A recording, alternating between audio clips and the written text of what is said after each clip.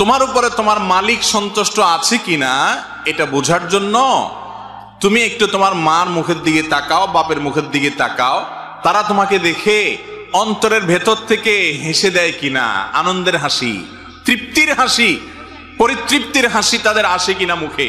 যদি আসে তাহলে এটা সাইনবোর্ড, ইন্ডিকেট যে তোমার মালিক তোমার উপরে খুশি।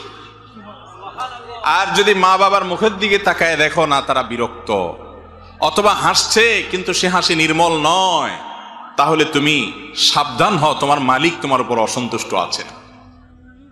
তারাই তোমার জান্নাতে যাওয়ার দরজা। সন্তুষ্ট করতে পারবা যাবা, সন্তুষ্ট করতে পারবা যাবা না, পারবা না তো যাবা না। এত কঠিন একটা ব্যাপার, কঠিন একটা ব্যাপার। মোহতারাম হাজরিন, একটা গল্প আপনারা অনেকেই পড়েছেন, শুনেছেন যে একবার এক মা তার বাবা তার সন্তানকে বৃদ্ধ বয়সে শয্যাশায়ী হঠাৎ করে ডেকে বলছেন যে বাবা, আমার একটু মনে চাচ্ছে আমাদের বাড়ির পাশে ওই পাহাড়ের চূড়ায় একটু উঠতে। বলে আপনি এখন ওখানে উঠে কি করবেন আব্বা? বলে আমার মনে চাচ্ছে একটু নিয়ে যাও আমাকে। তো নিয়ে গেছে। নেওয়ার পর পাহাড়ের চূড়ায় উঠানোর পর সন্তান বললেন যে বাবা ঠিক আছে, আপনার একটা মনের চাওয়া, বৃদ্ধ বয়সে হয়তো পাহাড়ের চূড়ায় উঠে একটু দেখতে মনে চাইছে আশপাশটা, ভালো, আমি করলাম। খুশি তো আপনি? ক বাবা খুশি। এক কাজ করো, কিছু আপেল নিয়ে আসো। আপেল।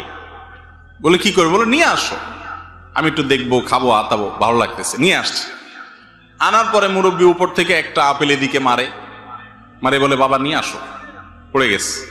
তো ছেলে যায় নিয়ে আস। আবার যখন একই কাজ করছে আরেক দিকে, ছেলে কি ব্যাপার, একটু আগে উনি একটা ফেললেন, আবার আরেকটা ফেললেন। কয়বার পাহাড়ে উঠানামা করা যায়? এবার 2-3 বার যখন এরকম হয়ে গেছে, এবার ছেলের মেজাজ গরম হয়ে গেছে, আর কতক্ষণ ঠিক থাকে। এবার বলে আব্বা আপনি কি আমার সাথে তামাশা শুরু করছেন? আমি বুঝলাম না, আপনি এক একবার এক এক দিকে আপেল মারেন আর আমারে বলেন নিয়ে আসতে, এটার মানেটা কি? আমি কি এত বেকার এবং এত এই অহেতুক কাজের মানেটা কি আপনি বলেন দেখি। সাধারণত আমরা যেরকম করি আর কি, মা বাবার সাথে এরকম করি উঠছি।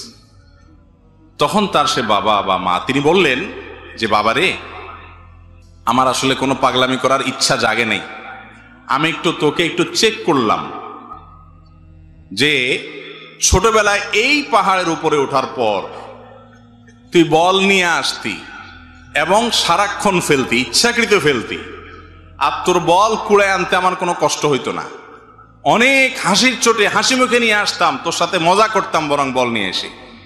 2 বার 10 বার না, কতবার যে তুই ফেলছস, কখনো আমার বিরক্ত লাগে নাই, কিন্তু এখন 2-3 বার আমি ফেললাম একটু দেখার জন্য কি হাল, দেখলাম না, তোর অনেক বেশি বিরক্ত লাগছে বাবা। তো সন্তান হিসেবে বাবাকে যখন তুমি কষ্ট দাও, তখন বাবা হিসাবে, মা হিসাবে সেটাকে এনজয় করে। পেশাব করে দেন এই ঠান্ডার শীতের মধ্যে, বাপ নামাজ পড়তে যাবে, কোলে নিচে আদর করে দিলেন শ্বশুরে ছায়া, বেচারা হাসি মুখে দিছে, দেহা দিছে গরম করে, খুশির চোটে, আনন্দের চোটে আপনার সেটাকে এনজয়ের ভাবে নিয়েছে, কোনো রাগ চেতাচেতি নাই। আর যদি বৃদ্ধ হওয়ার পরে বাপ মা এই কাজটা করে, তখন কি অবস্থা হয়?